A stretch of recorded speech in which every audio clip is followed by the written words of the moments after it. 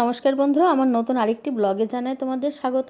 তো আজকে ঈদের দিন যারা যারা ঈদ করছো, ঈদের অনেক আনন্দ ও অনেক হাসি খুশিভাবে সময়টা কাটাও, এই কামনায় আজকের ব্লগটা শুরু করছি। তো আজকে মাথা ব্যথা নিয়েই সকালটা শুরু হয়েছে। দুদিন ধরে মাথা ব্যথা, সকাল থেকে উঠে দেখি মাথা ব্যথাটা খুবই বেড়েছে।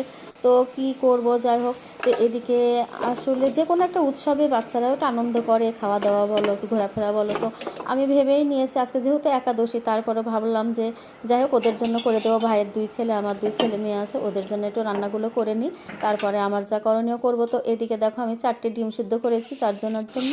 তো ডিমগুলো ভেজে নিলাম, তারপরে আলুটা ভেজে তুলে এদিকে একটু সেমাই করে দেওয়ার জন্য দুধটাও জাল দিয়েছি। তো যাই হোক, কভার করতে পারবো কিনা জানি না, কারণ মিষ্টি এখন কেউই খেতে চাইবে না। তো ভাবছি বিকেলে করে দেবো। আর এদিকে ডিমটা দেখো আমার রান্না হয়ে গেছে।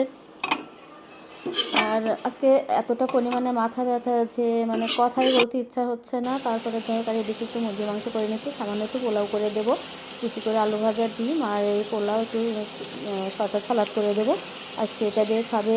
আর অতিরিক্ত মাথা ব্যথা হলে এমনই প্রবলেম হয়, তখন কথা বলতে ইচ্ছা করে না। তো যাই হোক, ভিডিওতে আমি জানি না কী দিয়ে কী বললাম না বললাম, তোমরা সুন্দর দৃশ্যতে দেখে নিও। আর এদিকে মুরগিটা রান্না করে নিয়ে আমি ভাবছি ওদেরকে খাবার দাবারগুলো গুছিয়ে দেব, তারপরে আমি স্নানটা সেরে নেব। এদিকে একটু পোলাও করে দিলাম, পোলাওটা খুব অল্প তেলে করেছি, কারণ যে প্রচণ্ড গরম পড়েছে, পোলাওটা খাওয়া উচিত না। তারপরে ওদের জন্য একটু করে দিলাম, ওরা খাবে। আর ভাইয়ের ছেলেরা আসেনি, ওদের জন্য একটু খাবার দিয়ে দেবো।